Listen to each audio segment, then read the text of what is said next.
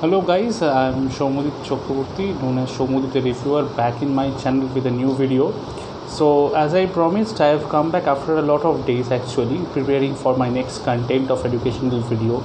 My last video was of letters, how to write a letters for class 9 and 10 CBSE ICSE. Now this video will be for again the board students of class 9 and 10, but only for CBSE board for their functional or core grammar, that is an integral part of their question paper.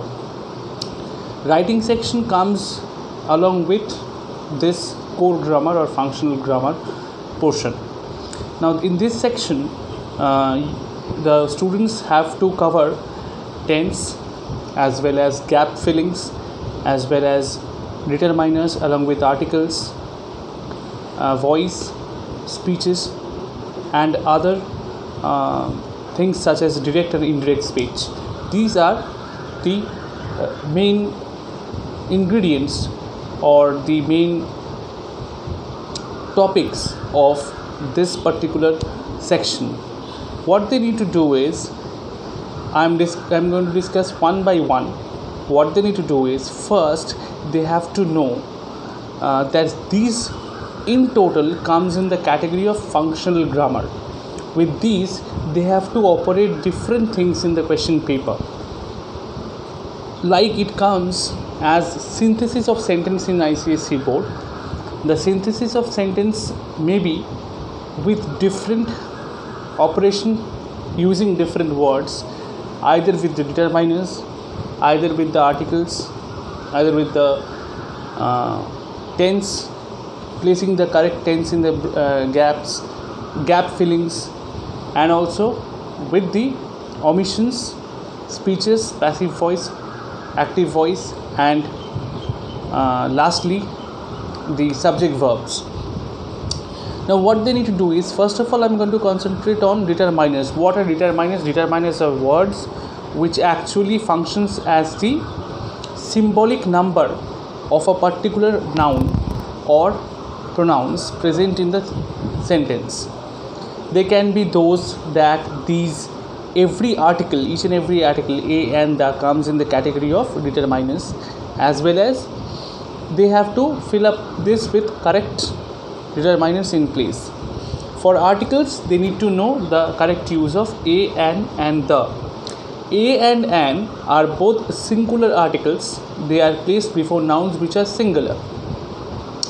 For plural, they have to use the, because the is used for universal or plural objects. Now comes the category of gap fillings. What are gap fillings? Gap fillings are to be done with the useful or necessary words needed to fill the gaps. Say for example, people in the question paper will have two different sections of different sentences. One is full of sentence and another is blank spaces. Now for each and every sentence there will be two gaps. They have to fill with the correct word to be placed in that sentence as required. Now comes the tense part. Tense part, as known to all the students of class 9 and 10 of CBSE. These are like correct use of all the forms of tenses using a simple, continuous, perfect and perfect continuous, whatever is required according to the need of the sentence.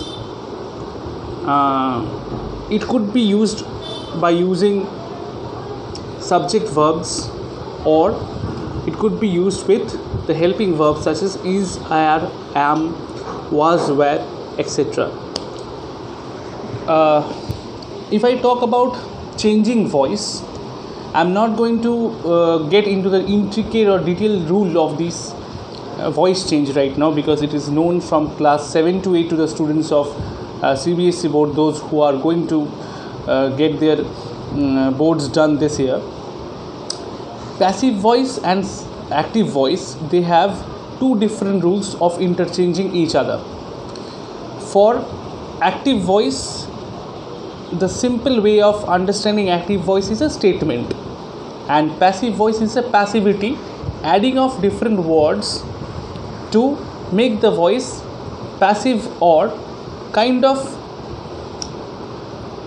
to be done kind of statement. Like for an example I am giving, most of this passive voice can be done with the use of by. In some they could use the words such as let and added with be. I am giving you two examples. One is the cook is cooking food or mother is cooking food. So it depends on the tense that how a passive voice could be changed. Example, cooking is being done, as it is a continuous tense, cooking is being done by mother. And another example is shut the door or throw the paper away. These are the commands. For mainly the commands, they have to use let and be, or has to be, like do this. So its passive voice could be this has to be done. Let be, use of let be, let the door be open. It's a passive voice. Open the door, let the door be opened. And use of third form of verb is essential for passive voice. Any voice to be changed in passive active voice, passive voice should have a third form of verb of the given verb, depending on the tense, with addition of the subject verbs or helping verbs needed to it. Now comes, I have covered the determiners, articles, tense, voice. Now comes the speech. Speech is direct and indirect. For direct speeches we use direct sentences that is said by someone, and for indirect speech it is a reported speech, that is you frame the sentence as you heard saying someone. Like why it is a reported speech? Because somebody had already spoken this before. Say for example, Hari said, I am now busy, or I am busy now. In the reported speech, the speaker will, who is representing Hari's speech, will say, Hari said that he is busy now. So the statement could be changed with that, and inverted comma could be replaced. Other modes of changing speeches are going to the mode of sentence. You have to understand the mode of sentence. What is a mode of sentence? Any sentence that is spoken by the speaker, you have to get the mood or mode of the sentence. If it is an order, then said the ordered that, or simply ordered. Or the teacher said the entire class shut down, or shut up and sit. Sorry, by mistake, shut up and sit. So how can you do that? Shut up and sit is a command.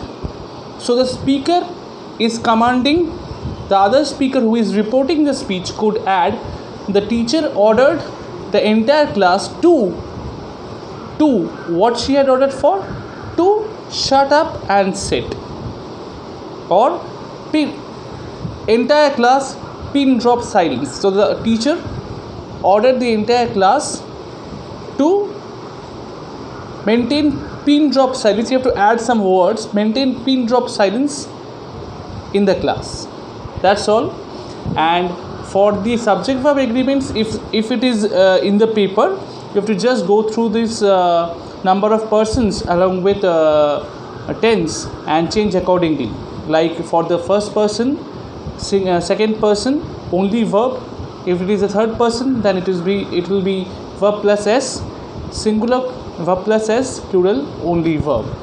Thank you, and I hope that I have solved somewhere the problem of core grammar in very topsy-turvy way. It's not very intricate or detailed. I hope that it will be helpful for the students who are appearing for board exams. Keep subscribing my channel, and don't forget to hit the bell icon. Also in the description box there is a link of Let's Math which is a channel by my student Shorish Gupta, which will be added. Thank you, and hopefully that this COVID-19 period will be over and students keep studying. And don't miss to subscribe, hit the bell icon, wait for the next video. Thank you.